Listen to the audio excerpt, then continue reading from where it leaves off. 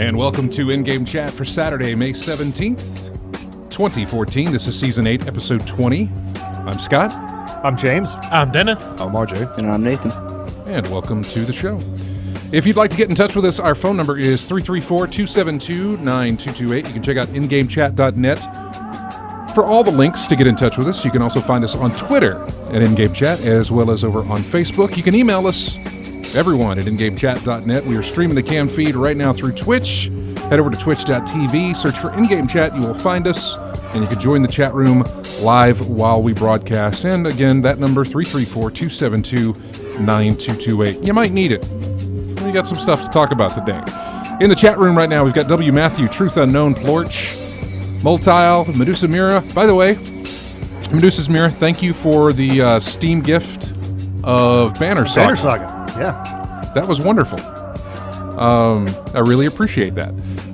Also, Lavos is in there and Calgar99 in the chat room as well. So welcome, everybody, to the show. We're going to jump right into it. Oh, before we jump right into it, let's talk about Retro Game Planet. They are having another tournament. This is for you local folks. It's the local game store over in Prattville. They are having another tournament next Saturday. I do not know the details as far as when it's going to start or anything like that. It's going to be on Saturday, and it is for Smash Brothers Melee. Yes, the N64 or GameCube. Yes, GameCube. Smash Brothers Melee. They were unlocking characters when me and James stopped by there earlier today before the show, and that's what they're going to be doing next Saturday. Again, they don't know what the prize is going to be. I don't even know if there's going to be an entry fee. I have no idea on the details. I just know that it's next week. It's next Saturday, and the game they're going to play is Smash Brothers Melee. So make sure you check that out if you have the ability to. They said they were going to turn on the radio. They can't pick us up other than an old boombox that they've got there. So if they are listening, hello, everybody at Retro Game Planet. Hope you guys are having fun. James picked up a couple of things from there while we were there. Oh, yeah, I got I bought an old copy of Star Wars Starfighter for the PS2. I don't think I've played that. It was fantastic. It was fantastic. Set in the prequel universe, like the prequel part of the universe, Episode 1 era. But it was very, very cool. I beat it. I loved it, but I just wanted to have it again. And I picked up two really, really old PS1 games. Death Trap Dungeon. That's not a... You say that, I think of Tecmo's Deception, but that's not the same. It's similar. It's a little bit similar, but it was really cool. Really weird, kind of a mid-grade thing that nobody really liked at the time. But again, it was these are needful things. These are personal love affairs that I'm dealing with here. So, Death Trap Dungeon and Grand Stream Saga, a really old, again, Midland B-tier kind of RPG on the original PlayStation that I just absolutely adored and haven't seen hide nor hair of in years. So I picked up those things. I'm gonna give myself a little bit of something, couple of little nostalgic pickups every couple of weeks or so. Mm-hmm. Nice.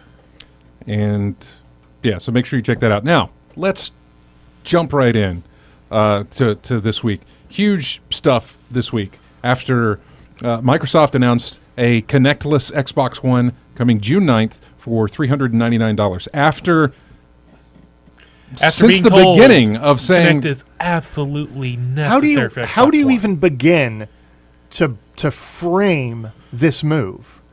Like, where do you start with a discussion of what Microsoft is, what the entire console not a war. I don't really like the idea that it is a war. The war is fought by fans. The war actually isn't fought by the major companies. They're just trying to be profitable. It may look like a war, but it isn't.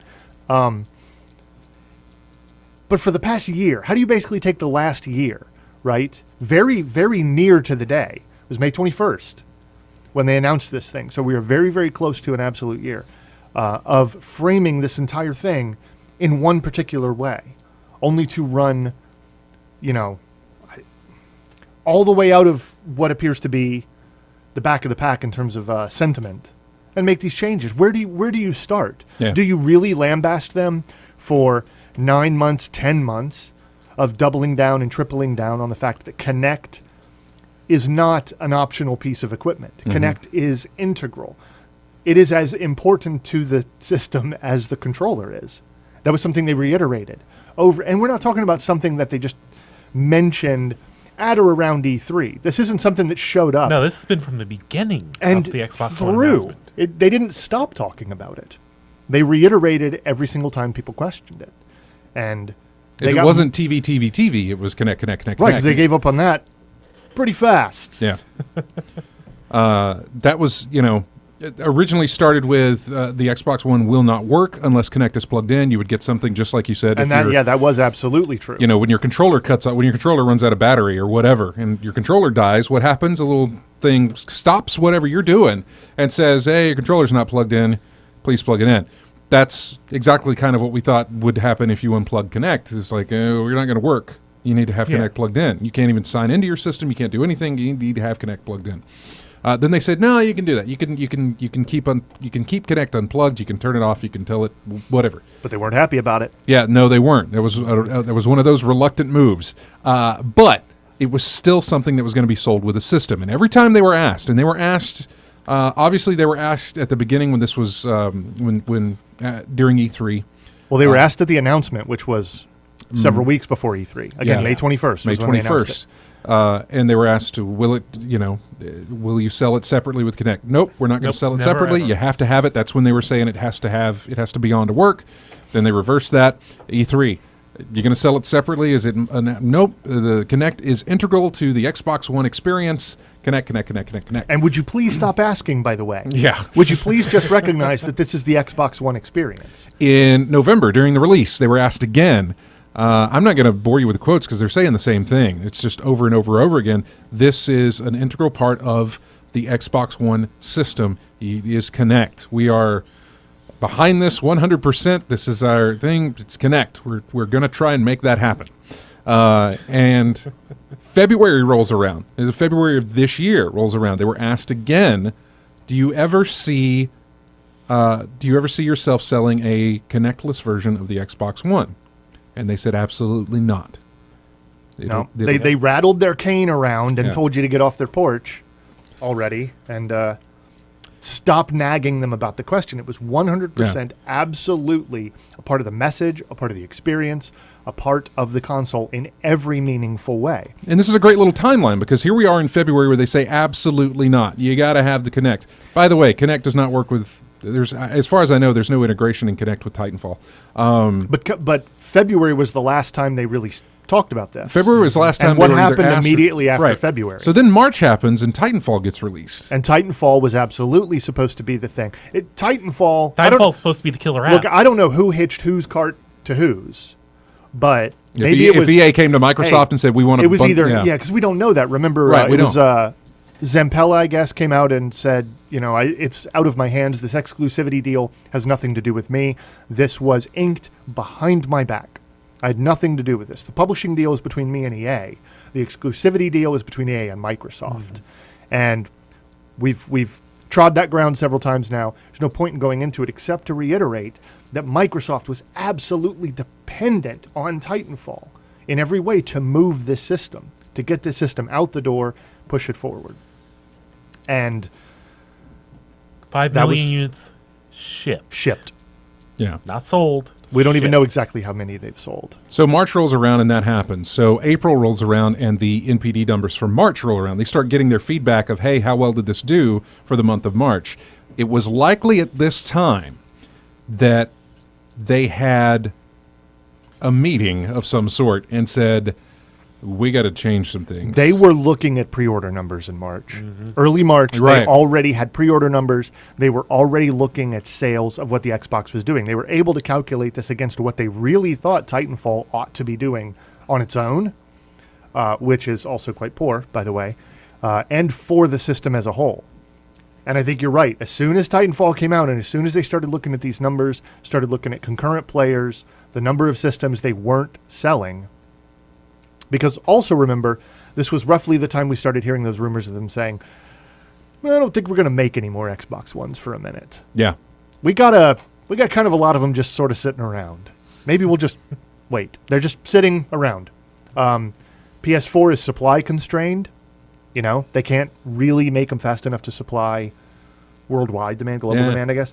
The Xbox is apparently demand constrained, and just nobody wants them at a high enough rate. What's the Wii U doing? Don't was a bad ruin joke. the joke. Don't ruin the joke. There's a much better joke coming. That's later. In the next hour.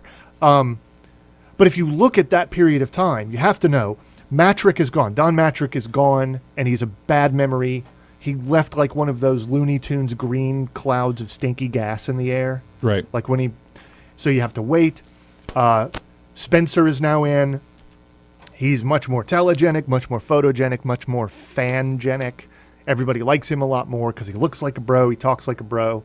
You can believe this dude used to sit down in his dorm room and play Halo 1, and I don't know, hit the six-pack really hard or something. You can believe more in this guy when he's talking about things from the point of view of a gamer. So you're more apt to believe him when he has a pitch for you. But so you can understand that all of the changes that we've seen in the last week, an incredible amount of changes, probably could come from this guy. But it's really looking like sometime in March, he and his team of guys sat down and started going over the hard numbers, the real numbers. They couldn't deal with the echo chamber. They couldn't deal with the feedback of their own sales pitch anymore. They just had to look at what was really happening. Forget the flame wars on the forums. Forget your own marketing. Just put it all away, clear it all out of the way, sit down and look at the numbers. And they were undeniable. They weren't shipping enough units. They weren't shipping them fast enough. Yeah. They were never going to sell as many as they had to. So they made decisions. They did, and the decision was they made a couple of decisions, and we found out about two of them at least just this week. The decision to drop the Kinect to sell a Kinectless Xbox One for $100 cheaper than what it is now, puts it on par price-wise with the PS4. So, So now they've achieved parity. They've no. well, no, not in a. Nope. On a store shelf? Yeah. On store shelf, yes. On a store shelf when especially come holiday season, which I don't even know that that's going to matter anymore because I think the court of public opinion has shifted to PS4 is where it's at. I think I think that's where it's shifted. Obviously, you've got Halo, but there is no Halo for this year. The Halo Guardians. The Halo Guardians that we know about, the new Halo. Halo 5. Halo 5 is next year. Next year. Halo, whatever's going to be this year, is something you've already played before. Yeah, a compilation of 1 through 4, isn't it? That or the Halo 2 anniversary that's been rumored as well. So there's a couple of things. Probably what you're talking about. Yeah, that's out there, but yeah, that's a little bit downstream. Ain't new Master Chief is old Master Chief. Right. And so that's going to be your Halo. Other than that, and this is, again, it's so very hard to just stay on track. It's hard to find a single line through this entire argument, but it does all start. Look, they needed a price drop. They absolutely needed a price drop. Knowing nothing else, having no other opinions about the gimmicky nature of Kinect, about the poor showing of Sony, apparently, during the last generation, about Microsoft's pedigree amongst the hardcore shooter fans, or any of that stuff in the previous generation. Putting it all aside, they came out on the same, within a week of one another. Mm-hmm. And something we pointed out a year ago and tried to kind of drive home for maybe some people that weren't paying attention in the past. They're essentially two major competitors. Those two major competitors released their new consoles at essentially the same time. That has not happened really ever. Yeah. The last time we saw even a crowded market was 95, and it was a completely different market. People behaved in an entirely different way. It wasn't the same two guys who had slugged it out last generation going toe-to-toe in the new generation. And we knew something was going to be strange about it. And the minute the Xbox showed up $100 more expensive, you knew there was going to be hell to pay. Because for anybody else on the store shelf, this is $400, this is $500. What are you taking home? Mm-hmm. And what do you have to show for it? And some people, that's all the difference they need to Right. make their decision. Oh, that's a huge difference, especially around the holiday season when your kids ain't making the and also consider parents are making the purchases. What was out then? What games did you get to play? Right. It was nothing but your cross-gen titles, with the exception of Xbox One, who had some like Dead Rising 3 and maybe one or two others. I had Rise, Forza, Dead Rising 3. Maybe that's about it. Zoo Tycoon. and then Loco Cycle was one that's an exclusive, but it's an arcade title. Nothing you could pick up in the shops or in stores or anything. But PS4 had Resogun and Contrast. Yeah. Although Contrast was on the PC. And everything else that I listed from Xbox One was only on the Xbox One. They had a good launch exclusivity of titles. That didn't matter in the end because the price was too high compared to this other next gen. See, in most everybody else's mind, they are on par with each other. You know, parents buying these things for their kids. Oh yeah, well, and anybody else, they don't care about what the guts are. Yeah. Does it play games on my TV? And is it cheaper than this other one? Yeah. My kid wants the new system. Well, we've got 2 new systems for you to choose from, ma'am. Here's the Xbox One. It does this, this, and this. Here's the PS4. It does this, this, and this. They don't take any of that. They're like, those are the 2 new ones. What's the price? Here's your $500. Here's your $400. Give me the $400. That's why it wasn't on store shelves. Harder to find. And that's why your Xbox One was in quite a lot of supply. Also why they decided to say, yeah, we got too many sitting in the storeroom here. Let's hold off on making any more until we get these pushed out.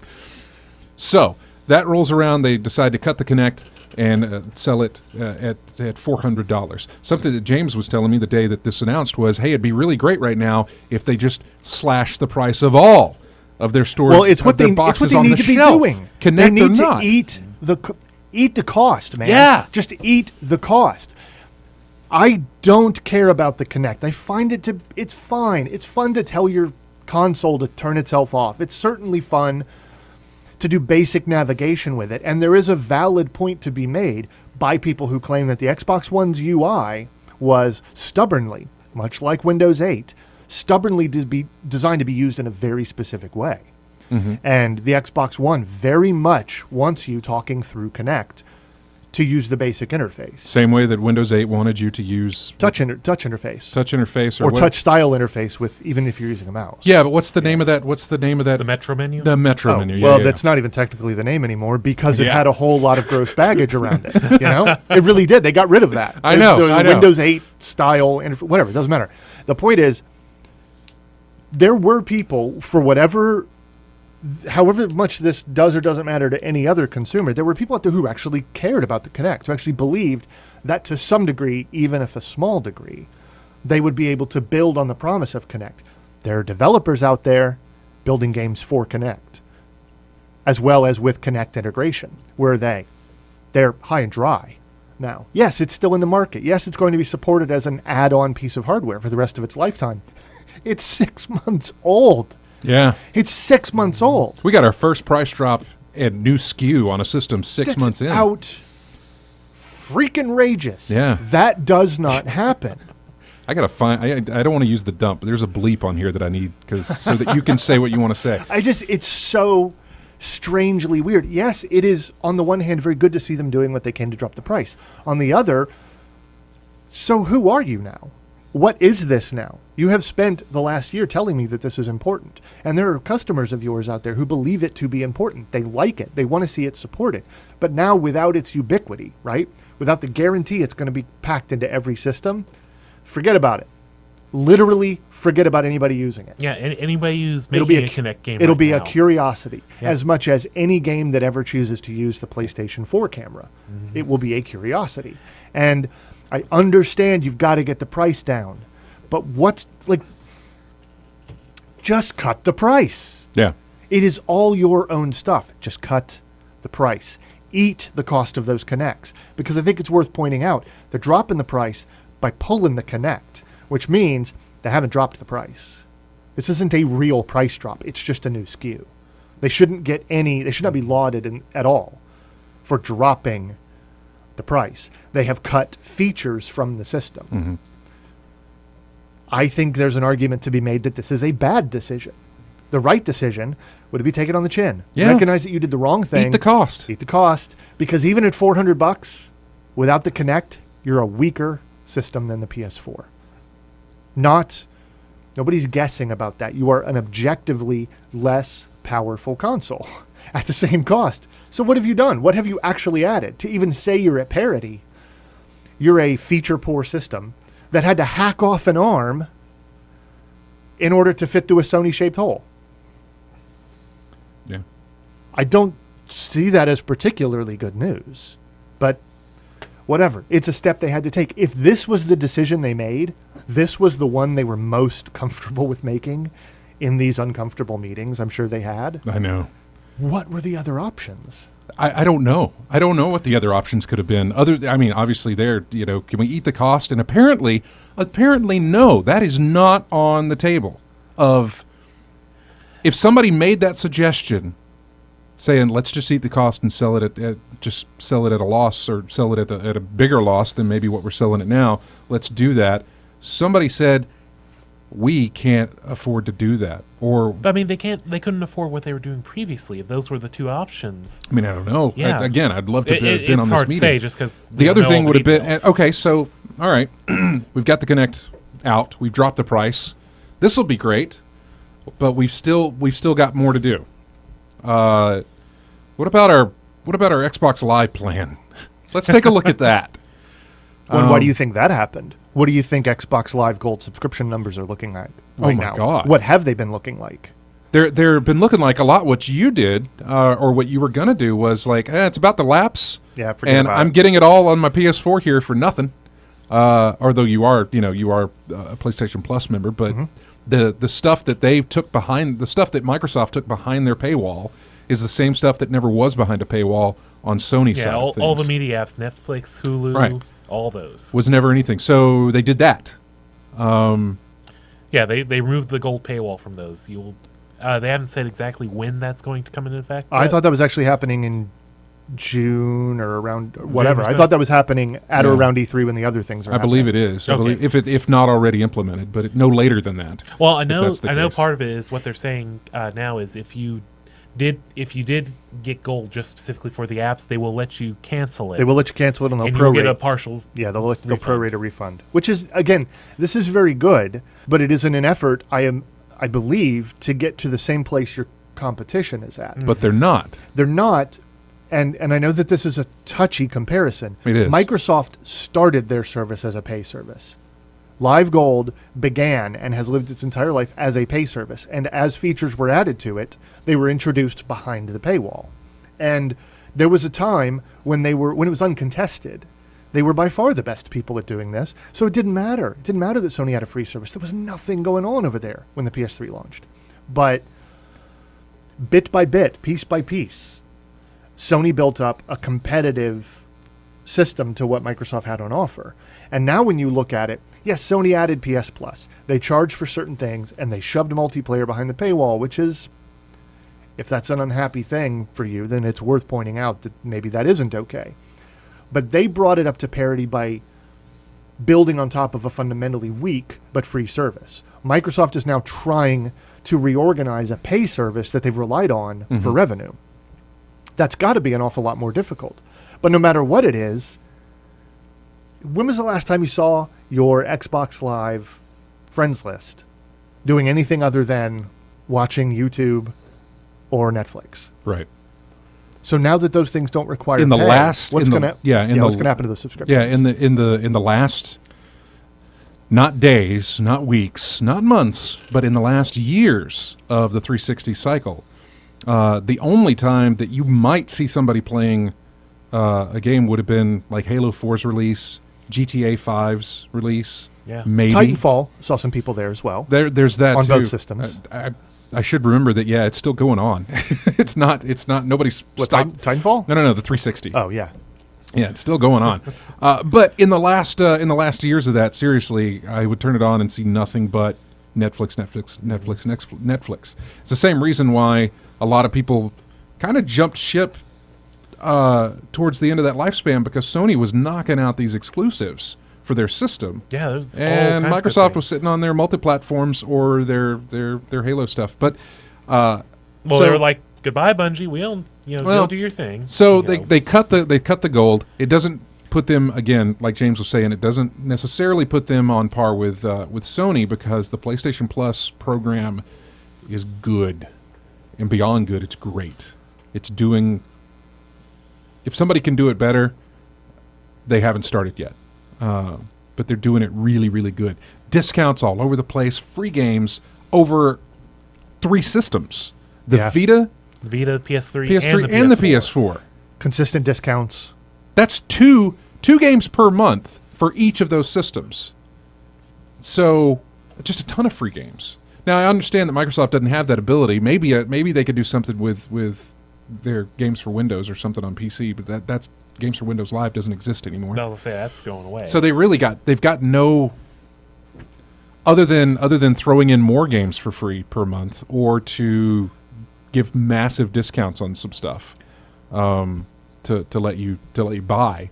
I'm not exactly sure how they can compete with that. Well, I think it is fair to say, and it is. I don't. They're also not. By the way, they're also not together because PS Plus is $50 a month. Xbox Live is $60 a year. Yeah, a year, or $50 a year, and Xbox Live is $60 a year. Yeah. I just feel, I feel like it's worth pointing out that this is obviously the result of competition, and this is what we always said when people would suggest that there should really only ever be one console, and then all the games that I want would be there, and the world would be what I want it to be. Yeah, which is never true. This is it isn't. I know. I'm not laughing because you're stupid. I'm laughing because it's true. But I mean, this is why you have competition, so you can force someone to behave more in the way that the consumer wants, right? But man, I don't want. But this is the wrong response. Dropping your price is good, yes. Dismantling unloved features is good, yes. But it's like they're scrunched over and they're chopping off parts and they're trying to contort into a weird shape so they can just look like Sony. Let's do what those dudes are doing. Like, we've lost the thread of what we want. Their ideas were huge. They were just nobody wanted them. Nobody wanted TV. Nobody wanted a diskless, DRM'd crazy future that we never got the actual details on, whatever that reversal was. Nobody wanted mandatory connect. This was their vision. And what they've seen is every major pillar of the vision has been assaulted. So they have to take them apart. Now they have no more sense of self. Now there's no more strong identity for the Xbox One. Not enough to compete with the PS4s, which is admittedly a simple, clean, hey, this thing just plays games. Right. So watching them do what they're doing is it's grotesque to me. I really would rather see them compete by doing something different. I want to see competing ideas, not two people competing for. I don't want to see them fighting over the same bone. You want to see them developing the Xbox One, not trying to be the PS4. Again, for good or ill, they should not have reversed themselves so much. Stick with your idea. Develop it. Like, just take it on the chin, man. You probably should have done it with some of the ideas you had originally. I know that's that's an ugly can of worms to open, but they probably should have. And they probably should not have gotten rid of Connect. Just drop the price. Just drop the price. Admit it's too expensive. Keep it feature similar. To respond to some things in the chat room, yeah, it is not even remotely strange for people to drop features over time in a console. But Connect was supposed to be a primary feature of the system, not just some ancillary, secondary, useless thing. It's not a media card reader or something like that can be pulled out of the system because nobody really cared. It was supposed to be integral. And in addition to that, I just can't recall anybody doing something like this soon. That's very It's fast. not the change, it's the rate of change. I don't know. It looks very unstable to me. Well, we've got a call. And it is Nabokov fan. Hey, man, you're on the air. Hey, how are you guys doing? Hey, good, man. How are you? Good. So, yesterday there was a huge sale for the first time in like 2 years on a processor that I've been waiting for. And it made me do a lot of thinking because we have stuff like Watch Dogs coming out and it requires, 8-core processors and basically you have to match the specs of a console, right? Right. So you need a certain amount of RAM, you need 8 cores, just the same architecture basically. So we have all these consoles, E3's coming, Steambox is coming, we have all this stuff, and it's finally going to be out. AMD just released their new APUs, and it's just like everything's finally here. And now, you throw in all this $100 price drop, and you throw in whatever Microsoft is trying to do and whatever they're going to shape that into.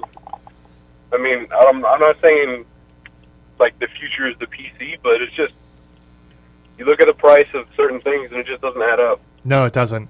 It actually does. I don't think there's anything wrong at all with saying that the future is the PC, because it of all things has just been it's been very little engine that could for an awful long time. And again, just to refer back to some of the things we saw when the specs of these consoles were released, like they're not. Man, I really don't want to say this, but I'm going to say it. They're just not competitive anymore. They're brand new and they're not competitive. They were stillborn, if you really want to talk about the ability to compete technologically. Yeah.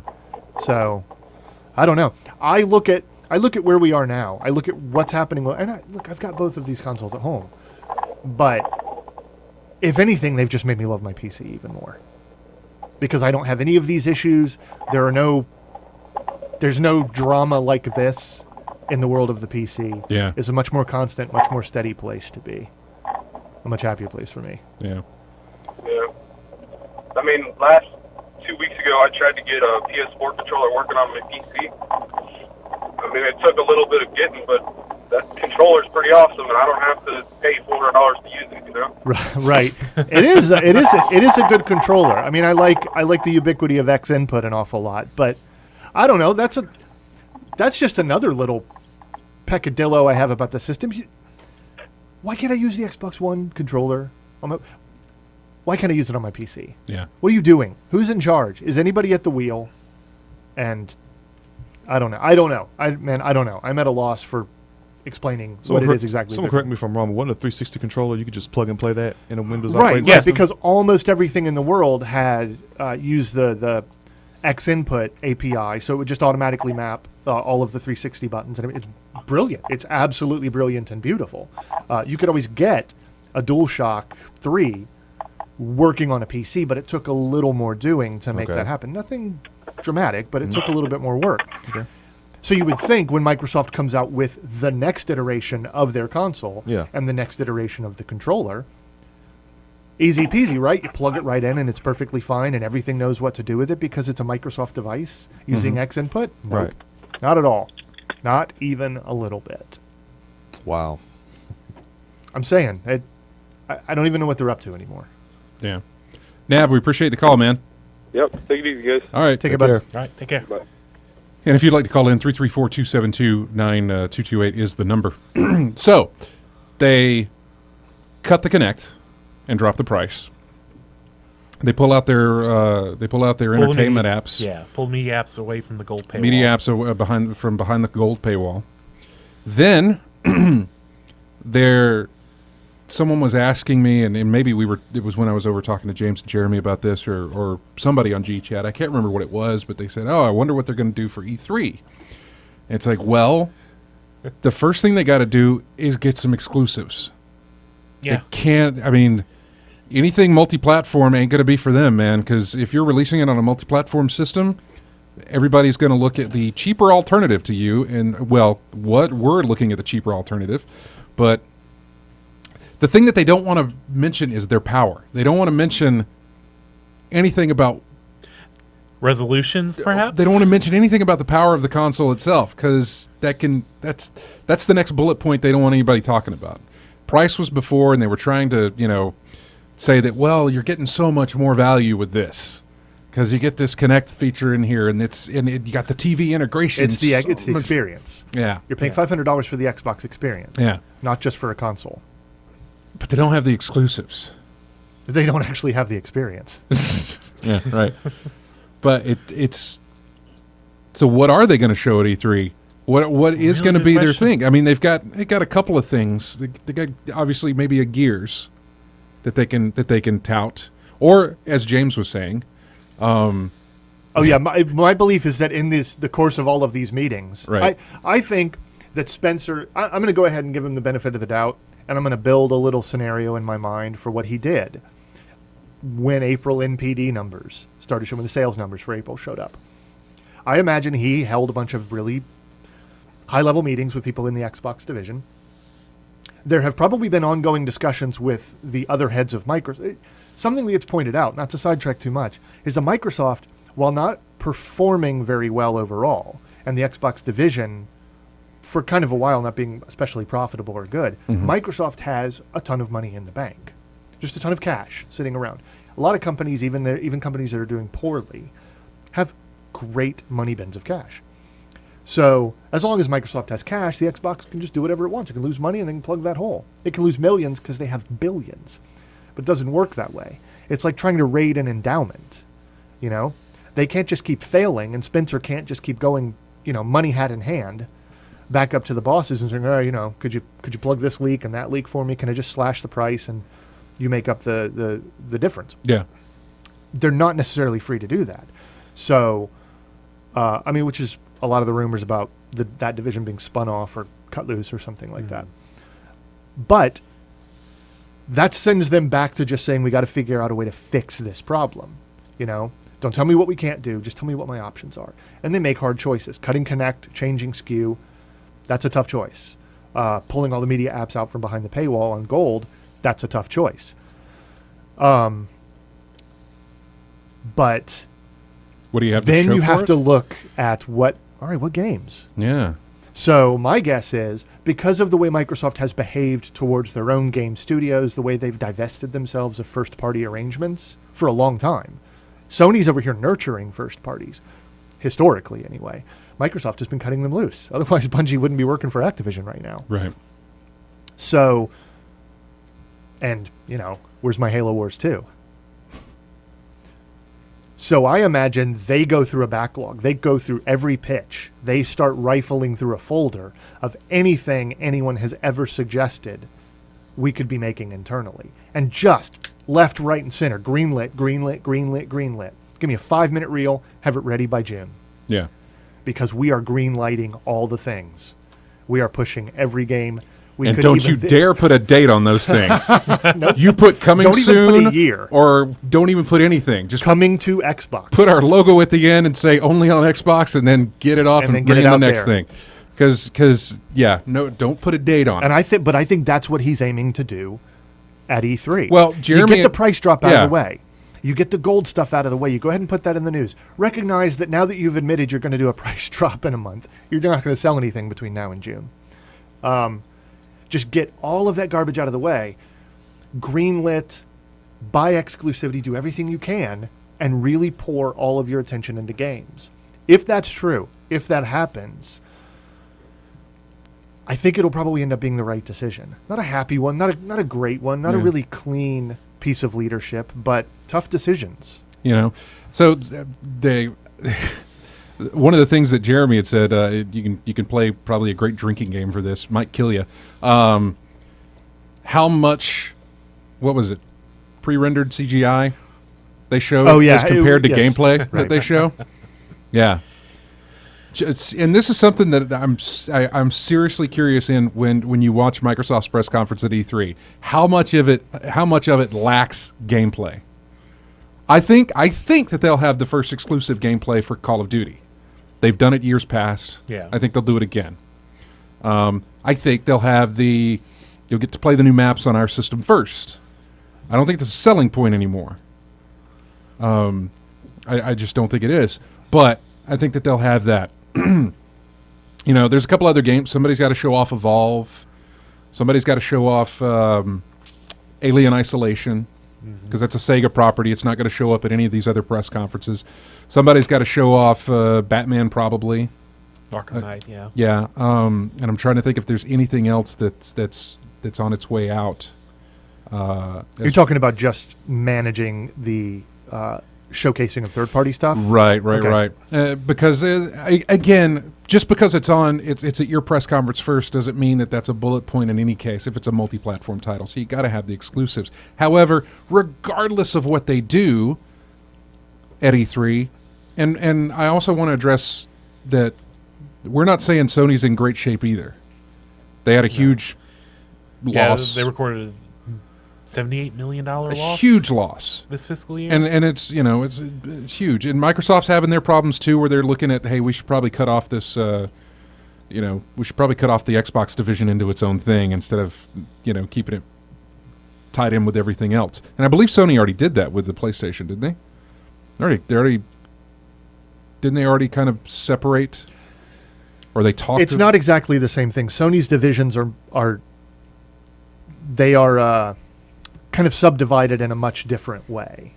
So Sony Computer Entertainment, which is the PlayStation stuff, has always been a little more of an independent operator. Yeah. The same way that Sony Electronics, like the Sony Music and Sony Pictures properties, and then like all of that insurance stuff, which actually like fills the money bin while everything else drains it. They're actually segregated, I believe, a little more strictly and a little more widely than Microsoft. But that's kind of the limit of my knowledge of how they've done it. But it's been that way for a very long time. Yeah. So even back when Sony Computer Entertainment was filling the coffers at Sony, not draining them. So regardless of what Microsoft does at E3, Sony is going to show off PlayStation Now.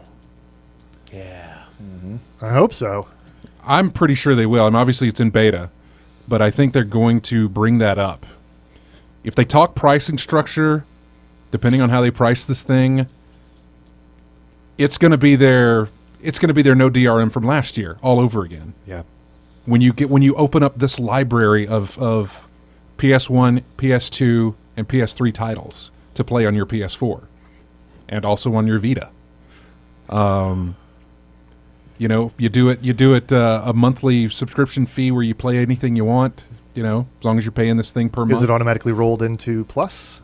That's a toughie.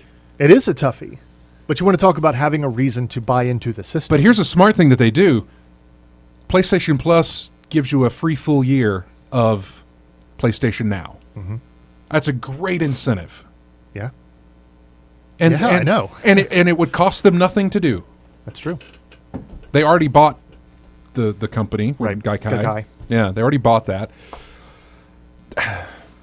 Even before it's over, and I never like to do this. Plorch says PS Now, PlayStation Now, Project Beast, Which is from software. which it looks like it's going to be the spiritual successor to Demon Souls, or at least in that same vein, exclusive to them. Uncharted 4, and The Last Guardian. I don't know how you necessarily top. I mean, And The Order. And The Order, Yeah. right? Well, they're definitely going to show Last of Us on PS4. And The Last of Us. This is what you get when over time you have maintained that costly relationship with first parties. Yeah. I don't know. It's super tough. I would also like to reiterate, like, we bludgeon Microsoft all the time. I know.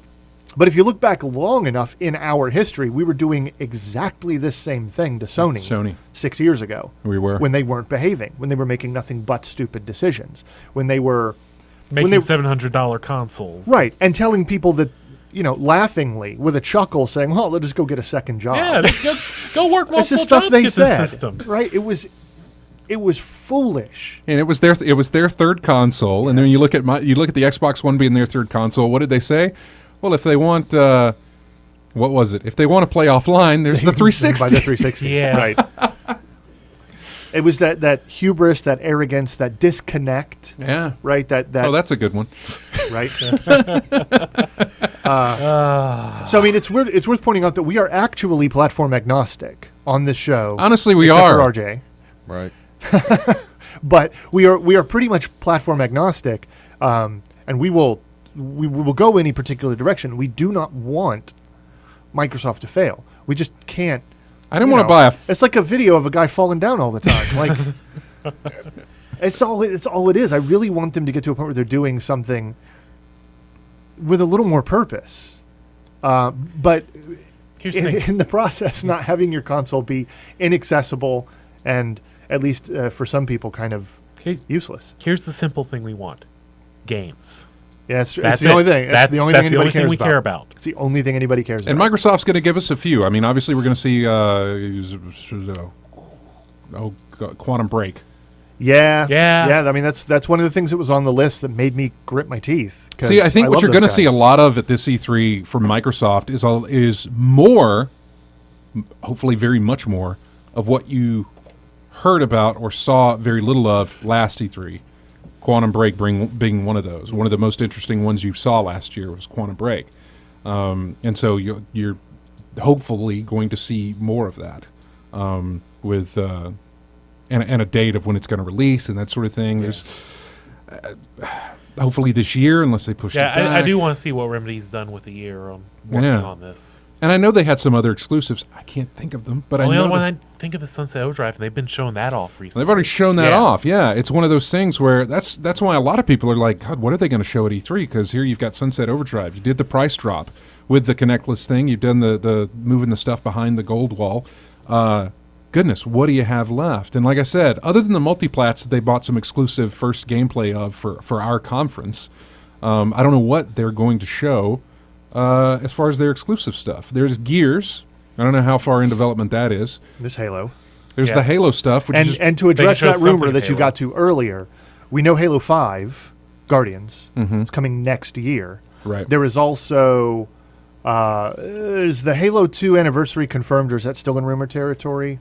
I think it's still in rumor territory. I think it's probably just shifted into that collection. Right, which is the new rumor that we're going to see all of the mainline Halos re-released on the Xbox One, 1, 2, 3, and 4. Rumor being that because all of those no ODST, no Wars, and no Reach, because they don't focus on or feature. Everything's just Master Chief. It is right. Basically, they're trying to tie down Master Chief's story. Maybe because they're going to kill him in 5. Well, that's fine with me. I don't care. It's long overdue. But I kind of like where 3 left off. But that'll be a big deal. That is a lot of fandom. That is a lot of no, that's not fair. That's a lot of I don't know. That's a lot of emotion tied up in really, really good experiences or bad experiences or midland experiences for a lot of people. And I would be all about playing, 1, 2, 3. And, 4 is not really very old, but fine, remaster those, re-release them. That's really great. Use that as an opportunity to tie into the new game. That's definitely something to talk about. I also think there's going to be bucket loads of games we've never heard of. Right. Because they're just... Because they've greenlit everything. Just turning on every green light they possibly can. Anything they can get to just... I will, however, you know what? You know what? I'm going to say something that's completely wrong and will never happen in the hopes that the universe will prove me wrong. They are going to rebuild, they are going to take everything that they have devoured over the last 20 years and buried so far down that people have forgotten they exist, and they're going to resurrect them. We're going to get a new Crimson Skies. We're going to get a new Microsoft Flight Sim, which actually would have been really brilliant with Kinect, or a new version of Flight. You know what I mean? Which would have been fantastic. Yeah, fantastic with Kinect. Spread your arms out and fly. Whatever. A new Mech Warrior. Yeah. All of that old stuff. They're going to go back and look through everything, not just new stuff, but be smart. Look at what you own. Look at your catalog. You have a huge catalog of stuff that you just hate. We haven't done anything with Midtown Madness in a while. Are you kidding me? I would even take just some HD re-release of the Chicago edition of Midtown Madness. Yeah. You want to talk about tapping into my I know. Whatever, my sentimental gland back there. I would absolutely be all over it. They own so many properties. They have more than enough money, even with their problems, to fund the development of anything they want. But they've been bitter and cynical about everything that's theirs for so long. And this, I think, is why we gripe at them so much for Kinect. They refuse to learn. As good as the Xbox 360 was for a lot of things, it was defined an awful lot by Microsoft not learning human lessons, but behaving in a miscalculating way so often. And they're still doing it. You own so many things that I grew up falling in love with. Do something about that. You want my money? I mean, speaking loosely here, but you want the money from someone like me? There are things that you can do. And it's been long enough since a lot of these things were in circulation that you could use them to identify or find and entice and attract whole new groups of people. I just, Laugh it off, Lavos, but I'd like a cameo too. I really would. It's the first game I played on my 360. Loved it. I'd actually like a cameo too. Explosion Man Jr. Sure. Hey, Twisted Pickle. Twisted Pixel is they're working on something, man, that's not from their... God, I hope so, because... Truth Unknown's bringing up a good point, actually. What's Rare going to be doing? Yeah, I was just looking through a list of Microsoft trademarks, and I saw Yep. Banjo-Kazooie. It's like, have they done anything? Right. Since No, and Nuts Spencer made a Bolts? comment about that, saying that we've left Rare alone. They're going to decide what they want to do. We're not. And I think some of the rumors are still some of the leaks. If you search those out and you try to suss out which ones might matter and which ones are just fluff, there's still a lot of people out there suggesting that they don't know which way Rare is going to go. They were tied down to a Kinect project, but now that's whatever. Lava said Microsoft Encarta. I have to wonder, is Mistwalker still a studio? Blue Dragon and Lost Odyssey, are they still putting out anything? I don't know. Because their games That would be launched really on good. 360. Yeah. Yeah. Oh, that's right. That was Blue really Dragon. great. I Blue forgot Dragon. about that. Yeah. God, I hated that game. Really? It's not. It's my, not it his was not. style. It's Again, not my don't- style. yeah, that's right. That's don't right. get on Yeah, his I side. It's He not doesn't know my what he- style. He doesn't know what he's talking about. Was not my style of gaming. What was the one that Chair did? That was all Metroidvania style. Shadow Complex. Shadow That Complex. was Yeah. really very good. Yeah, Stupid story for but an it was so arcade. good. Yeah, it was. For an arcade title, it was great. Yeah, this is what I don't understand, and this is one of the things that builds up. Like you get that kind of greasy buildup of hate over any number of years when you look at somebody like this. When you look at what Microsoft has done, you own tons of stuff. Why not do something with that? If you're going to spend money, don't try to buy Titanfall exclusivity. Don't. No.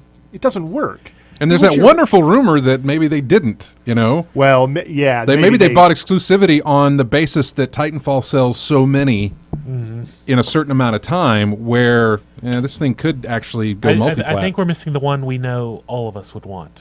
Crackdown 3. That's actually That's in the rumor is in works. circulation. Oh, Yeah. really? Yep. Okay. That's in the works. I As believe. possibly something to be shown at E3. What were as you? well. You about to tell us something there, Nathan? Epic bought Chair. That's right. That's Epic. not them. Yeah.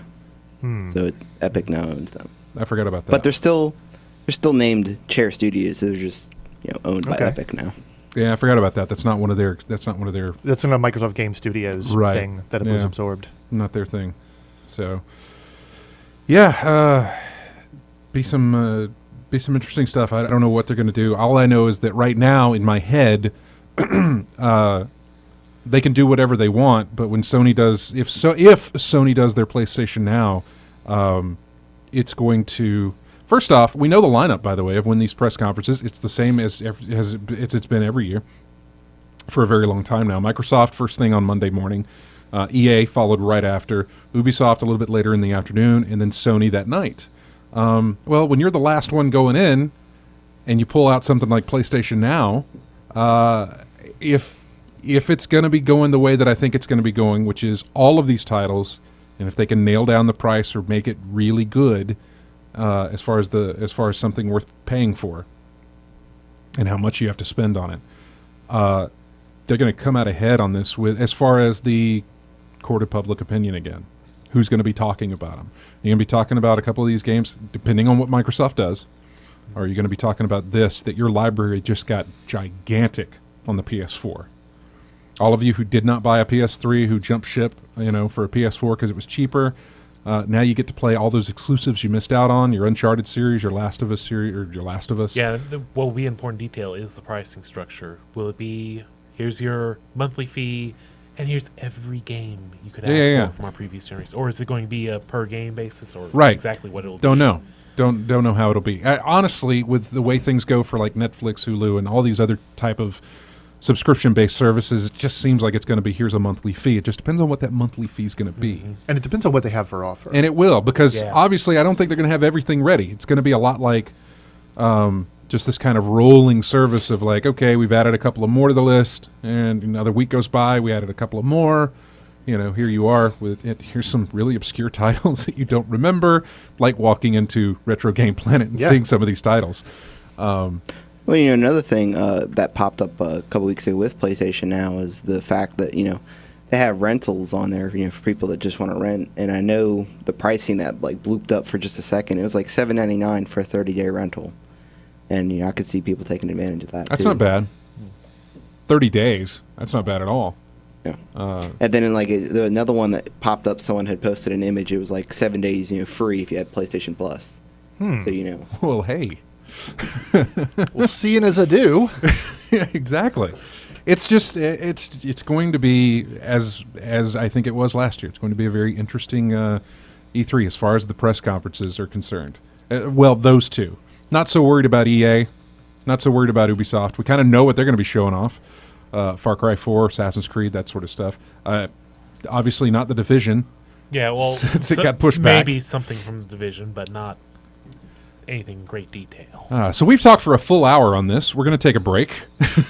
And then when we come back, we'll have our second hour of in-game chat. Don't forget, you can call in. You want to throw your opinion in on this stuff? Go right ahead. We'd love to hear from you. 334-272-9228 is the number. 334-272-9228. We'll be back right after this. Here's Metroid.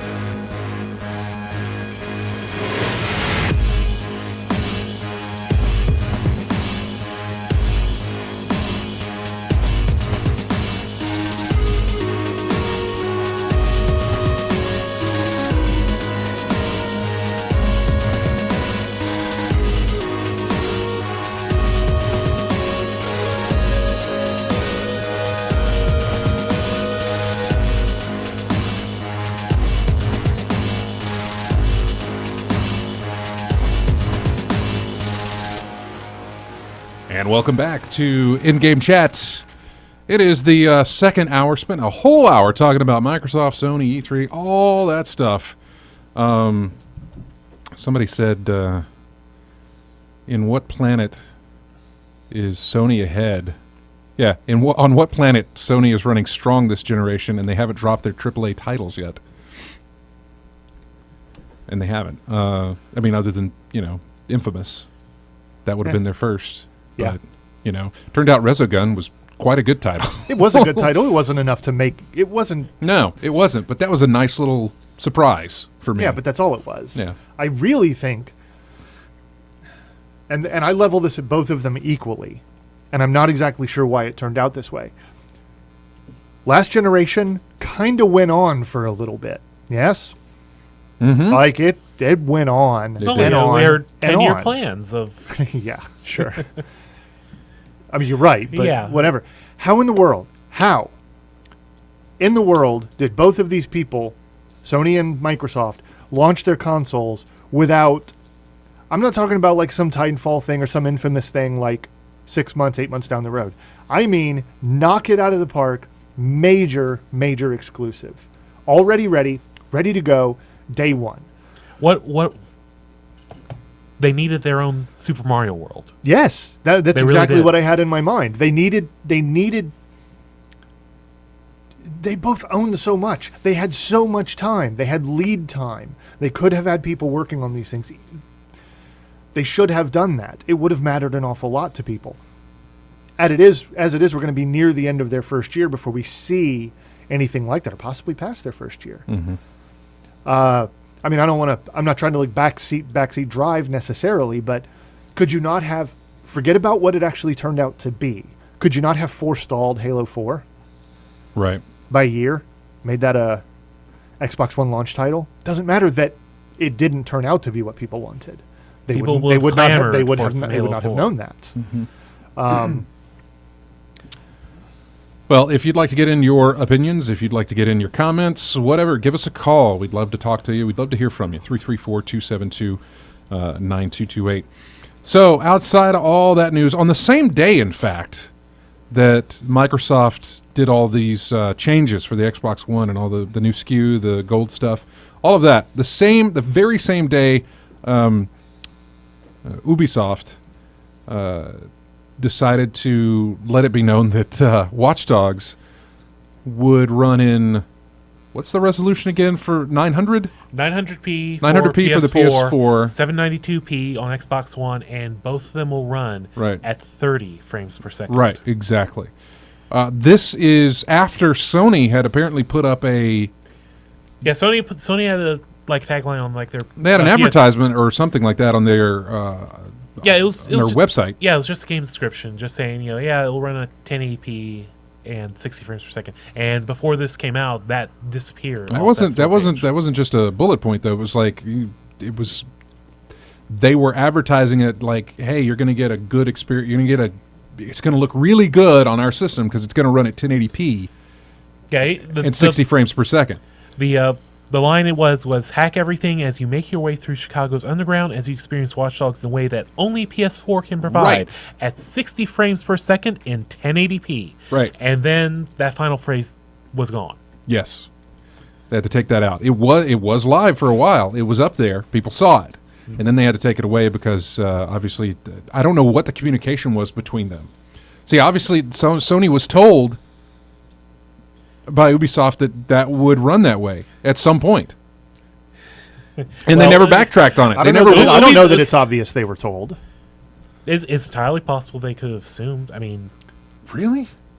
Sure. Or... You think all right, Ubisoft is telling us that it's going to run a 900p in the internal frame buffer. It's going to obviously be upscaled to be 1080 if that's what your TV does. Mm-hmm. It's going to run 900, 30 frames per second. You're saying they just kind of missed the mark and you accidentally overshot to 1080p and 60 frames per second. It's a huge deal in terms of baseline performance. Yeah. That difference is huge. That gulf is enormous. That's not an accident. 1080p at 30 frames instead of 1080p at 60. That would be maybe a slight miscommunication, but they got both of those. Yeah. People care. I don't know who cares how much, which one's more important. People do care about these numbers. And they got them both wrong. Yeah. They didn't. I don't know. I don't think that somebody at Ubisoft would have said that when they hadn't themselves talked an awful lot about what their performance target was for any particular system. I don't think so. I think it's either much more innocent or much less innocent. Possibly, maybe based on back when it was a launch title, maybe that was a... possibly. Could be. Possibly. I don't know. Who knows? But why would... See, the wording in that is a way that only PS4 can provide. 60 frames per second in 1080p. They're saying that it's not going to be that way. So, again, they're making the assumption that, hey, it's not going to be that way. We're going to have it at the best resolution and the fastest frame rate. It's not going to be that way on any other... as far on as... the Xbox. It's not going to be that way on the Xbox One. You know what it's going to be on the yes, PC. I do. Whatever you can afford. Right. I don't know. I think that Sony had old numbers. I think Sony had old statements from Ubisoft way back when this was going to be hitting in November or something like that. Maybe even when they did the re-reveal back in March, they may have had some misinformation from Ubisoft saying, here's what it's going to. And then as it progressed further, it's like, okay, we're not going to be able to hit this. And they just never thought to tell either team to say, hey, don't push your marketing material. Whatever. Yeah, I still think that that's incredibly disingenuous on behalf of somebody who whipped together a marketing phrase. Yeah. If someone back yonder a few months ago said, this is our target, this is our performance target, because the whole world now seems to understand that is an ideal performance target, We're going to try to hit that. That's a vastly different thing than saying we're going to deliver this on your system. It is. I'm sorry. Somebody gave a marketing guy a little bit too much room on his leash, and he ran away with it. That's what happened. That's why they can't be trusted. Yeah, I think that's exactly why they delayed the Division. They didn't want another Watch Dogs incident. They didn't want to wait until the final minute to say, you know what, we're not there yet, and they decided to get out in front of it this time. Was it really a delay, by the way? I don't know. Did we have a vague 2014 promise from them? I want to say maybe we did. I thought we did, but I don't know. But we didn't have a date. It is not even remotely the same thing as Watch Dogs. No. It was still out there in the distant future. Nobody really cared right now because we were assuming we'd see something at this E3. My money is on the fact that they know perfectly well that they can't make that game. What we saw running that thing, they can't do that. Ain't gonna happen. They want it. It can't. I know. It's just in my head. I'm like, it's this cycle that just happens every single time. Yeah, I know. Here's the announcement. 2 years later, here's what it looks like. Right. Like it's gone through. Right. It's like it's like a Big Mac or something. No, it's like it's gone through the pass a message to your friend thing. Starts out as one thing, it's but like by the time telephone. but by the time it gets to you, it's this mashed up mess. I don't. Look, there are real world constraints. I absolutely understand this, and I wouldn't even mind if people weren't trying to sell me on the vastness of their worlds, the power of their technology, the unparalleled image quality of their games. I wouldn't even mind. And again, being platform agnostic, I have a place I can go if that's what I want to do. And anybody who wants to step up to the plate and give us a little bit of crisis action, right? Focus entirely on the PC and the PC strengths and build and design entirely to that without trying to give everybody a little bit of your time. Fine. You want to do that on an individual console so that you can really, really get in tune with the tools on that individual console and make the best possible thing you can. Fine. But it's Watch Dogs business. This is textbook how not to do it. And I'm just hoping out of the entire thing that they all learn how not to do it. You know, it's funny with Steam's Greenlight, you know, you can pay for a game that's in like alpha or, you know, beta and stuff. So it's like you have complete two opposite, you know, one shows you what it'll never look like by the time it comes out, and the other one's like you can pay for it now while it's still being built. Right.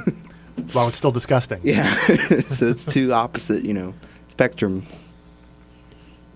Well, go ahead. No, I was going to say that's maybe a good idea to steal from. They should try that kind of model for maybe the Steam early access. console. Man, the consoles need something. I'm not pooping on them at all. I am actually, but not for no good reason. I was going to say it's not. They need a little bit of something. Historically, consoles always took a big leap over what they defined what was possible at the beginning of a generation. There's no shame in admitting that because it was absolutely true. As a primarily PC gamer forever, I would come over to your house when you had a new console, and I would get all like green. I would get just like, man, like this guy has a box that makes Splinter Cell look better than it does for me, and I would get really envious. And come over when you got the 360 and watched Lost Planet. Yeah.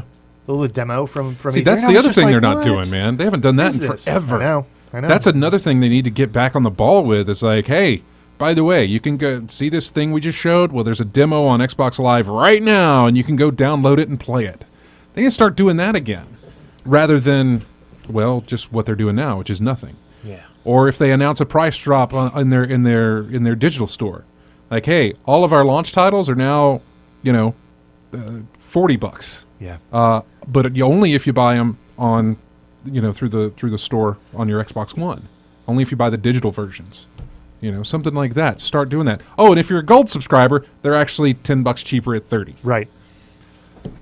Now you've got nested, layered incentives built into wanting to be a part of this whole thing. Instead of just looking at, here's a $500 box, eventually there'll be something kind of cool on it. That's... Yeah. Eventually there'll be something kind of cool. Well, I mean, but that's what I know. We're really There's some great marketing for you. Yeah, right. How are we going to sell it to them, guys? What are we going to do? Just tell them that it's going to be great later. but that they need to do it now. They need to get it now. It'll be great later, but buy it now. So you're in, because these are going to be hard to get on the shelf. The stock's going to be really slim. No, that is definitely something that needs to come back. And speaking of things, this happened today. Titanfall removing their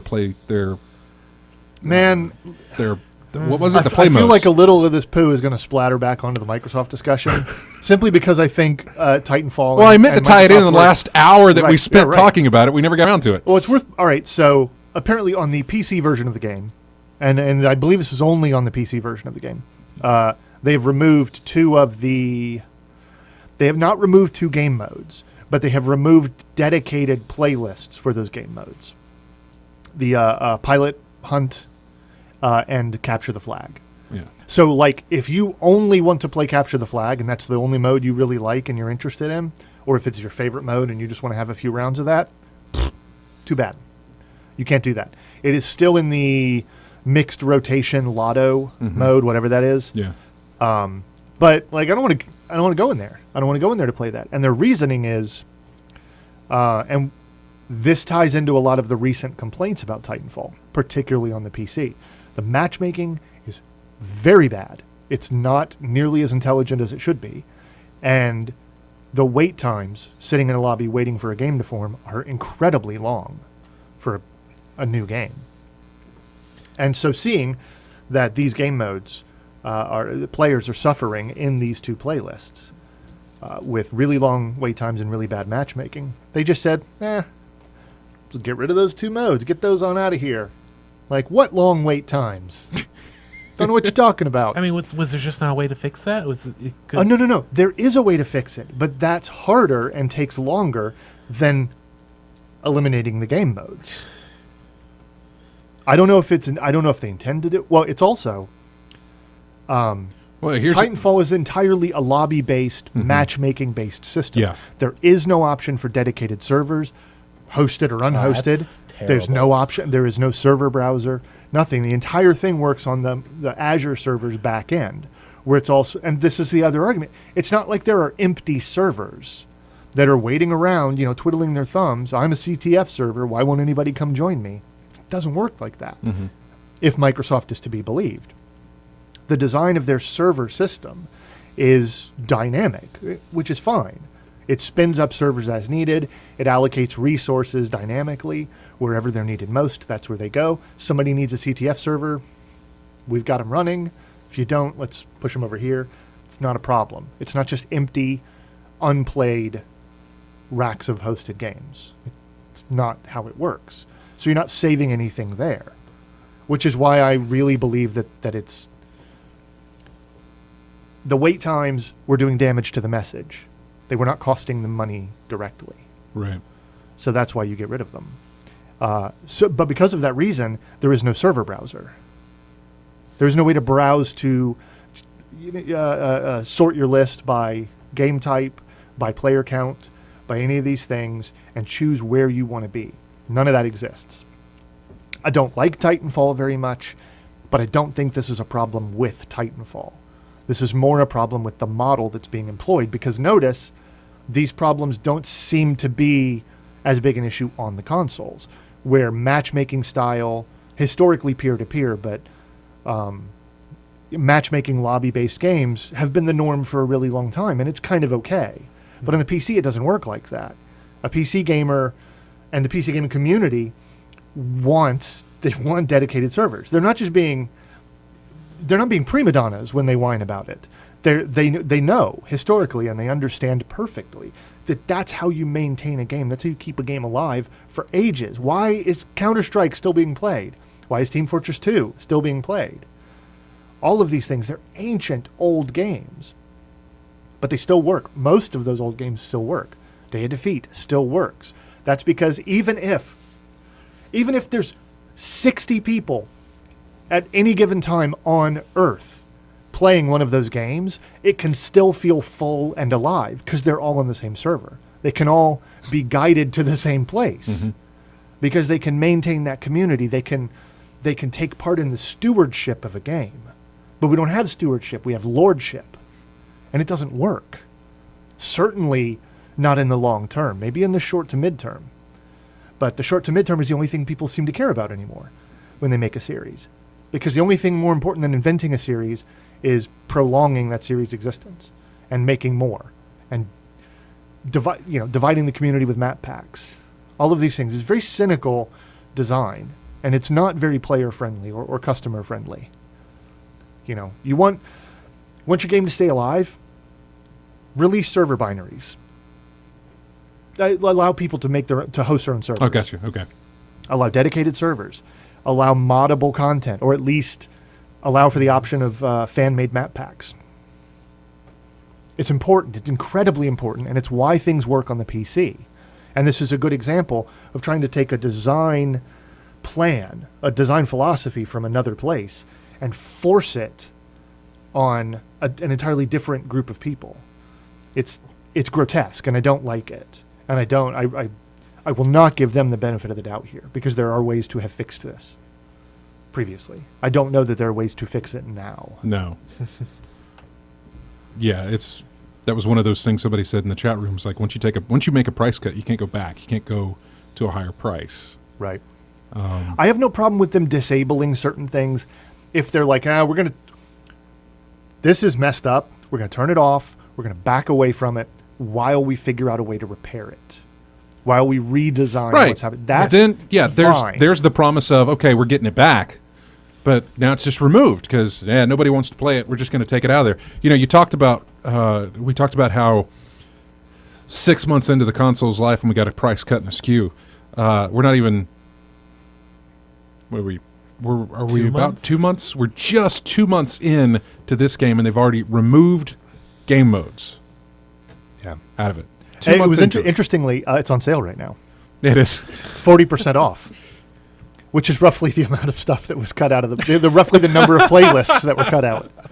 $10 for each, or $20 for each playlist we cut, or 20% off rather. Yeah. And again, my opinion about Titanfall the game is a separate issue entirely. I know. Yeah. But at least where the PC is concerned, you can sort of associate its long-term performance with how it is built. If there was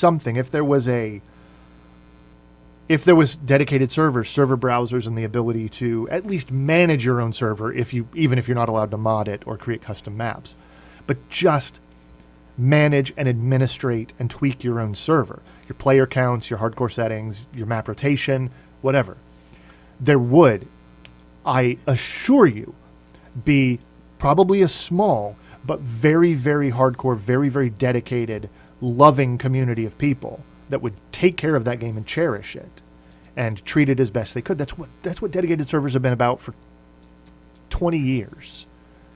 They're not some relic, and they certainly aren't something that has ever caused harm to a game.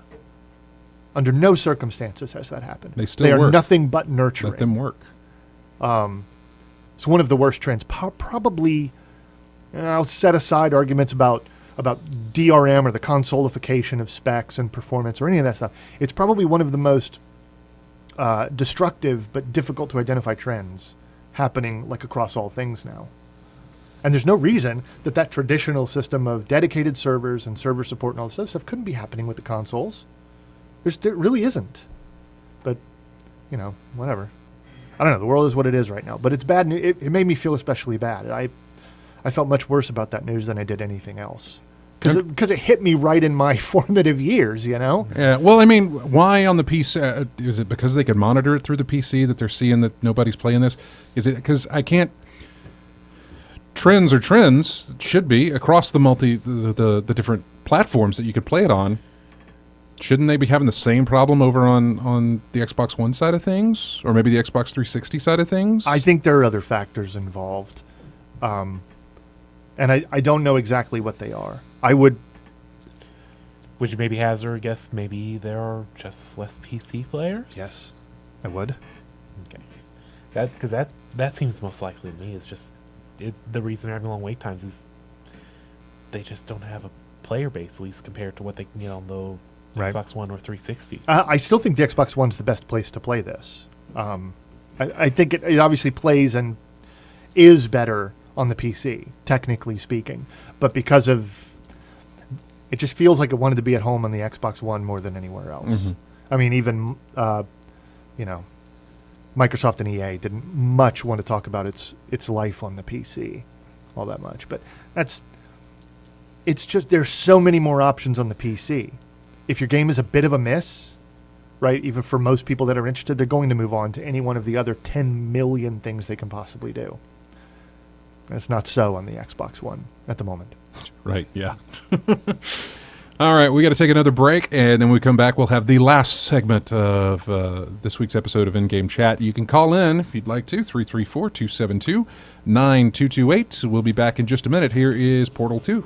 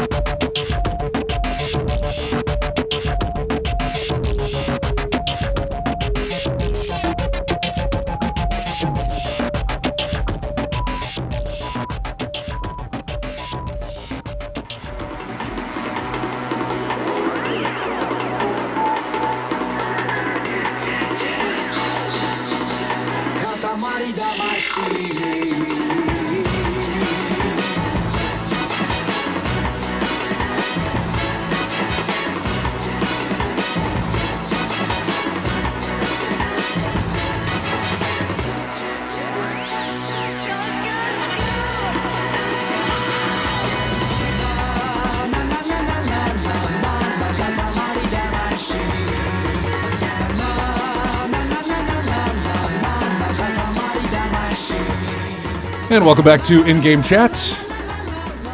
Can imagine any local folks just turning around on their radio stations, just flipping the dial, coming across that. Probably stayed on it for a little while, wondering what it is. That was, everybody, it says it in the title, Katamari Damacy. Anyway, welcome back to the show. If you would like to get in touch with us, our number is 334-272-9228, and somebody decided to do that. Lavos is on the phone with us. Hey, Lavos. Hey, how you guys doing? Good. Doing good. How are you? I'm doing fantastic. You're always in our chat room. Well, I idle in the chat room, so I'm kind of cheating. Oh, we appreciate it. Idling doesn't No, matter. no problem. That means there's always somebody there. Even when I do Silver Ball Sundays or when we stream anything, you may not be there, actually in there, but your name shows up, and that makes me think at least somebody's watching. So Right, and I'm there in spirit. So we appreciate it. What's on your mind? As if we didn't have enough to talk about this week, another kind of, semi-important thing happened. Harmonix started a Kickstarter for Amplitude. Yes. Mm-hmm. I was wondering if you guys have any opinion on the kind of like the pseudo-drama going on around that. What's the pseudo-drama going on around it? Well, they've gotten pretty big backlash in with their campaign saying that, like, Harmonix is a big developer. Why are they going to Kickstarter? This isn't what Kickstarter's, primary goal is. This is in the spirit of Kickstarter. And it seems like, kind of the trending where they're kind of not going to make it. It's kind of a weird situation. It is a weird situation, and the other thing that I want to add into parts of why it's a weird situation, I went ahead and backed it, because, if they make it, I'd love to have one. Right. But, I backed it at the level that gets you the game, so I threw in $15. I really didn't go higher with that, but the day they announced it, and the day that I backed it, the Kickstarter had less than 20 days to go. It had like 18 or 16 days left. That was really strange. They actually started late because they have like some other commitments with the teams, so they had to make it 18. Actually started at 18, so you didn't actually miss the beginning. See, that's the weird thing to me. Give it a 30-day thing. You've essentially tried to raise what is it, $250,000? 775,000 and right now it is at about 332,000 with 5 days to go. So about halfway there. Yeah. Look, there's been plenty of Kickstarters that have done what needs to be done in 5 days. There's Kickstarters that have done beyond what needs to be done in 6 hours before the thing ends. I mean, there's people that have pulled it out of nowhere to come back and fund these things. So I'm not really ready to say yet that it's not going to make it, but I just thought it was very strange that they only had that many days left to when they started it. It seems like you'd have a better chance giving it the full 30 days, I think is what normal Kickstarters do. Yeah, usually. Yeah, give it a month. These guys gave it just a little over 2 weeks to do to make the money. Well, John Drake was recently on one of the Giant Bomb's live streams, and he was actually talking about the Kickstarter campaign. And the reason why it's 18 was he said that he had to get some things signed from the other interested parties, specifically Sony, because they own the IP. Like crossing the T's and dotting the I's didn't happen until that day they launched it. So they couldn't even start it earlier for 30 days, and didn't even know the success or failure of this Kickstarter campaign, because if it doesn't go through, that the team that's allotted to do Amplitude has to move on to something else by the time that's over. Yeah, it's like that tight. It's a very weird situation. Well, I mean, as far as the drama of them being a big company, I mean, they used to be, I think, and maybe they kind of still. I mean, obviously, what was it? They were owned by EA at the time, weren't they? Or EA was doing their publishing. So. Mm-hmm. Because originally it was, I think, Activision. Well, I think that were they under Activision? Was it Harmonix themselves, or did they go on for Guitar Hero? Yeah, but didn't they? Was Harmonix formed after? Did they reform under? Maybe they reformed. Well, they leave from Activision because that's how Guitar Hero got passed to. It's not Infinity Ward. Neversoft. Neversoft. Yeah. Yeah, and then. And Harmonix went on to do Rock Band. And they went to EA, because EA did EA did the publishing for that. EA did the publishing for Rock Band, Rock Band 2, Beatles Rock Band, whatever other rock bands they did. I can't remember. Was it Green Day? I think they did a Rock Band, Green Day or something. I can't remember. Probably. But They rocked on Beatles, and a whole bunch of other ones. Who did? Do you know who did? And maybe Nathan's looking this up. They also had a hit, I thought, with like Dance Central, didn't they? Absolutely. It was one of the best examples of how Kinect can actually work and be an effective game. Who was the publisher on that? Do you know? Microsoft and MTV Games. Okay. Wow. Yeah. So they're kind of now sitting out there by themselves. From what I hear from what John Drake says, it's like this is the first time they're really not beholden to building what someone else wants them to build. Yeah. In terms of like, they're coming to you, they're coming to Harmonix and saying, please build this game for us. It's them building something they really want to build. And I can tell you right now, I now, actually don't have a personal history with Amplitude myself. But yeah. Oh, I still, James and I were digging through my old games. We found the original boxes for Amplitude and Frequency for the PS2. I still have them. Those were I enjoyed those more than I ever did any Guitar Hero or Rock Band. Honestly, I really love. As far as my rhythm-based games, I really loved those more than the others that Harmonix did. But and maybe they've addressed this in when he was on with Giant Bomb, or in any of their updates or things where they've said, hey, here's why we're doing this and here's why we can't do it alone. I want to say that the majority of this money is going to go to licensing. For the songs? For the songs. Interesting. If they haven't said otherwise, I would think that a lot of this money is going to go there, because that cost a lot of money. Absolutely, they've said such things before, and when they've talked about Rock Band and how they grew the network and everything too. Like, they were making very little money on the network because it was such a high cost for the licensing. Exactly. The songs. And they've said that their Kickstarter goal is less than half of their proposed budget.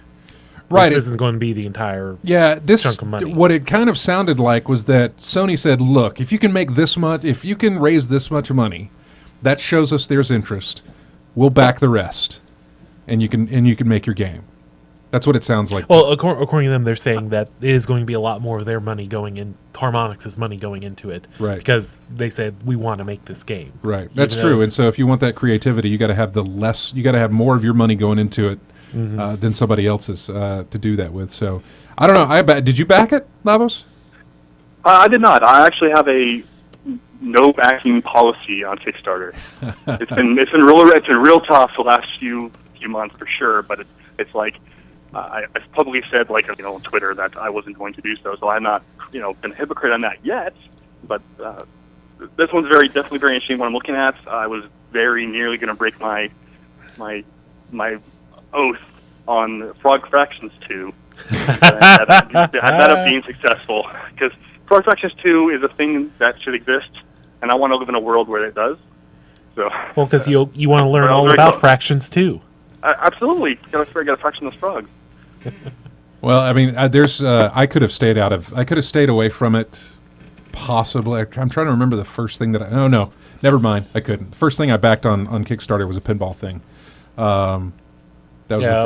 It was for the pinball arcade. They were trying to license Star Trek: The Next Generation's table, and the way that they do that, this is sidetracking things right here, but Pinball Arcade is different from Zen Studios. Zen Studios makes tables that do not exist in the real world, based on different properties or just their own original stuff.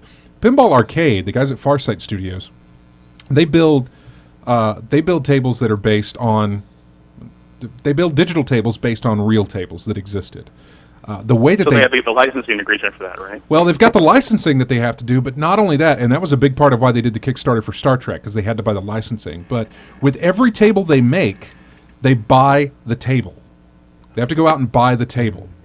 For a lot of these old ones, it's not that bad. But for these, they have to go out and buy the table so they can really get into it and say, okay, here's where this stuff works. Here's how it all ticks on the inside. Here's how we can model after all these different pieces that are inside the field. So they have to buy the table, then they have to break it down, then they have to make the game out of it. But for a lot of these, like especially for Star Trek, Terminator, any of these things based on film properties, they have to get the license from the film properties again to make the game. That goes, and it's split across the license for the property, Star Trek, the license for the music, the license for the likenesses of the actors, if they've got those up there, which Star Trek did. So they had to go through all that. So it was a big undertaking for them to do that. And licenses will kill you when you're trying to make a game if it's based on a property or anything like that. If you're just trying to do something that has somebody else's content, paying to use that content in your project is a huge killer on that sort of thing. So, but at least in Harmonix's case, they have a lot of experience doing this. They do. They probably can arrange for pretty good deals with the distribution of the songs. Honestly, after the success of Rock Band and Guitar Hero and sort of things like that, I'm not sure why people weren't paying them to put their songs in the game. I'm sure they would have wanted them to, right? Yeah, exactly. You should. Yeah, don't even do that. Don't even make it outrageous to get your song in the game by having them pay you. You should be like, here, put our game in put our music in for free, so more people can experience our songs and our music and that sort of thing, so we can sell more albums or whatever the case. The Radio Top 40 or the hottest single, you can just release it for free on the network, and then it spreads that way as well. It's another discovery mechanism. It's very interesting to get. I backed the Amplitude Kickstarter, and I sent them a message saying, "Hey, love to have you on the show to talk about this if you'd like to." And I haven't heard back from them for that, but I don't know how it works on their end. I can tell you how it works in radio. Is that it's almost like a Netflix type situation. Mm-hmm. We pay a fee to BMI ASCAP, which lets us play the music that we play. And so it's kind of like, you just get the rights to play all these songs. Yeah, we can play. Nothing specific. As long as we're paying the BMI, the ASCAP folks, we can play the music. We can play these songs. There's not a select list of them that we can't play or that we can play. It's like, here, all of it. Because once it goes to them, then it gets distributed. I don't know how much that is that we have to pay, and that's a lot. I just don't know how much it is. It'd be interesting if Harmonix could pay that fee, and then they have access to anything they want. Interesting. But I'm sure it's different because it's a different medium. Yeah, because it's not just playing back the song; it's also developing the tracks for it and being able to separate it out into. Plus, you're reselling it to a consumer. You're reselling that song to a consumer for a price through the store. So, I don't know how it all works. It's a fun conversation to have. I've got an appointment set up with them for their Fantasia game at E3, and I'm sure I'll definitely bring up the Amplitude situation, depending on how it goes. Either way. I'd really like to pick their brain as to how that whole thing works, as far as the music stuff. From kind of like the measure of this, they might be the biggest company that's attempted this, right? Like, Sony hasn't done Kickstarter yet, right? No, Sony hasn't done a Kickstarter. Microsoft hasn't. EA has not done one. Any of the big publishers, none of them have done a Kickstarter that I'm aware of. I think the closest you can relate to this would be back when, who was it? He was an actor, and he was making a movie. Zach Braff. Zach Braff, yeah. He caught a lot of flack. For Garden State 2, you mean? I don't know what he was making. He was making a movie. He wanted to make a movie, and he... Yeah, there was like, you're too big for this. It's like, what's... Really? He caught a lot of flack for it, because they're like, man, you've got the money, just do it. But wanted other people to do it. Spike Lee came under fire for this thing as well, I believe, because he was trying to do something like that. I can't remember what it's all been different stuff, but so that there is a too big to Kickstarter barrier that there's people who want to complain about anything. Yeah, is where it's at. The best way you can complain about this, don't back it. Yeah, don't back it. Sense. That's it. Seriously, Kickstarter, you want to talk about voting with your wallet, there you go. Don't. You just poked the bear there. I have a personal bad issue with the notion of not buying something being voting with your wallet. Voting is an affirmation. Voting is always about a choice. Zach Braff doesn't know that I didn't back his movie. Right. I have no other alternative choice. The only way to vote with your wallet, whether it's Kickstarter or a movie or a book or a video game or anything, is to buy the other thing. Or to choose very specifically which of a person's products you buy. Not buying something, keeping your wallet closed and your mouth shut and staying at home is not voting with your wallet. Your vote is not counted, and it is therefore not a vote. Yeah. So this notion that they know you, they're inside of your head, and they care deeply about your opinions as an individual data point, it's not true. It is not true at all. All they know is, God, we didn't market well enough. That's how we get where we are. Voting with your wallet is fine. But keeping your wallet closed without personally mailing them a letter or something telling them that you didn't do it is not voting with your wallet. Just that's a thing that I feel. It's a thing that I feel because it's fine. It's not an affirmative choice because the answer of the person doing the marketing or promotion is always I didn't market or promote well enough. I'm just glad to know you were paying attention. Yes, of course I was paying attention. I kept my mouth shut on like 5 different occasions, but I couldn't do it anymore. So yeah, that's my thing on it. Is that you can people are free to do what they want as far as the Kickstarter thing goes. If I'm okay with Harmonix doing this, I hope it succeeds. I want to play another Amplitude game, but apparently I don't hope it succeeds enough that I want to put in more than the $15 that I have. I'm sort of iffy on it. I'd like it to, but it's not going to kill me in the end if it doesn't. Because the whole thing was kind of weird when it had only 18 days left. And like you were telling me that they started late. If they started late, how come they couldn't have just started it with I don't understand. Was there a deadline? What he was willing to expose on the Giant Bomb stream was that, like, if by this time these people have to be working, regardless of whether it's Amplitude or something else. Right. So it's... Okay, I see what you're saying. We better try this. Right, so at the end of this Kickstarter, if it is, it has to end on this date, win or lose, because they've got to move on to something else. I see what you're saying. That sucks for them, that it had to happen that way. So, but yeah, I don't know. I appreciate you calling in, though. No problem. So, if anybody else... Thank you very much. No, thanks, man. We'll see you in the chat room. Anybody else would like to call in? We got 8 minutes or so, but you can call in 334-272-9228. Games we've been playing? I don't know. We got about 8 minutes left. Have you played anything, James? No. Nathan, I didn't get you last week. Have you been playing anything? This weekend, I'm taking advantage of the Diablo legendary drop rate thing, whatever What? it is. Hey, what? The What's going on? birthday. You haven't didn't heard hear of about the birthday buff? That's why I said, hey, what? What? Oh, okay. They increased the rate by 100%, so it goes from like, 0.3 to 0.9%. But it's been averaging about a legendary every hour for me. All right. All right. So if you want All to take right. advantage of that. Yeah, all right. I went ahead and rebeat The Walking Dead on the Vita, just so because I had planned on eventually getting the new season eventually here whenever I have time. So I'm somewhat refreshed on that because last time I played it was on Xbox 360, so it was like 2 years ago or a year ago, whatever. But other than that, I've just been. I don't really have a lot of games because I'm trying to rebuild my computer, so I'm trying to save up for that. What are you going with? Computer wise? Yeah. What are you building? I mean, it's going to be a i5, 4670K, 3.4 or 5 gigahertz unlocked. So I'll probably overclock it to like 4.4 or 5, whatever I can get it to.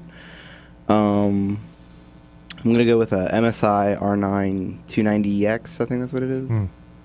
AMD card, right? Yes. Yes. Let's see. 8 gigs of RAM. I got an SSD, but I'll tell you guys that story later. Don't buy the Kingston V300 SSDs because they are a ripoff right now. I've never. Don't. I've considered the Crucials. I bought a Crucial. Yeah, but so far I've stuck with Samsung. Yeah, that's what I'm buying next is the Samsung. The Evo, or the Evo or the Pro or something like the 840. I'm gonna buy the Pro. But, Yeah. so I mean, it'll be from what I have now. The last time I built a computer was like 4 years ago, which I saved up like 2 birthdays and a Christmas for. Yeah. So, so that's what I'm doing right now. It's just rebuilding that. And the case I got, you guys check it out. It's the Corsair 760T. It's pretty sweet. Put us a link in the chat room. Okay, I will. Does it look a certain way? Does it?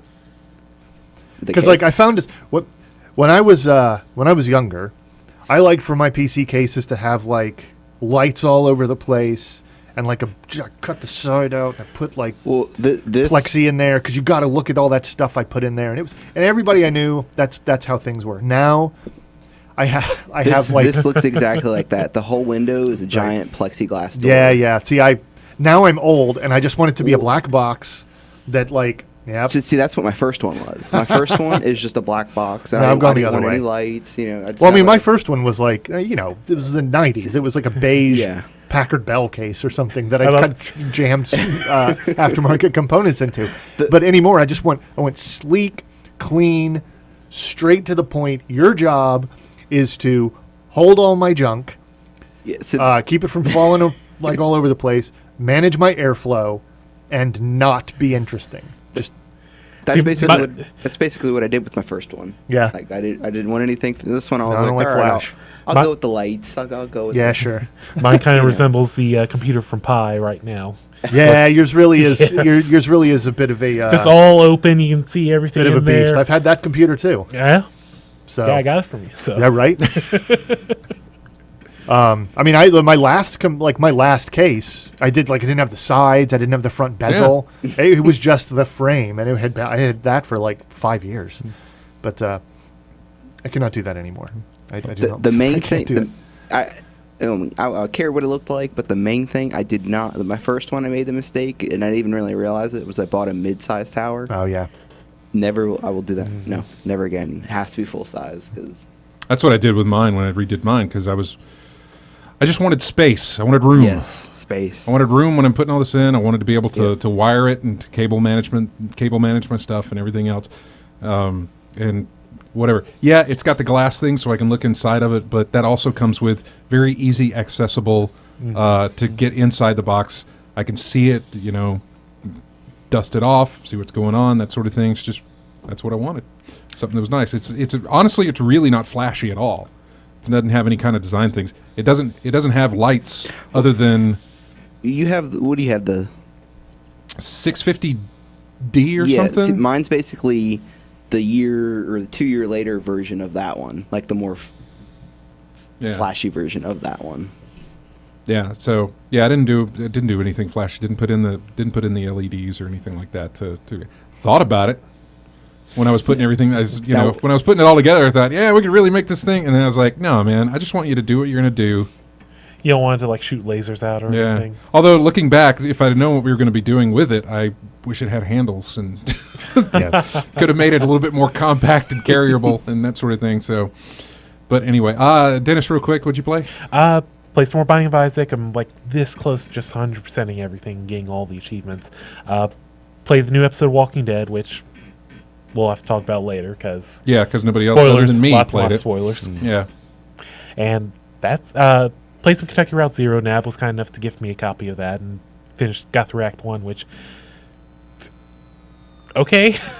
Really? God, I gotta play that. I gotta play it. It's still sitting there, and I haven't played it. I don't know what's going on, and also playing some more Fall of Cybertron thanks to Starstealer, one of our other listeners. Awesome. I've got Banner Saga to play thanks to Medusa's Mirror.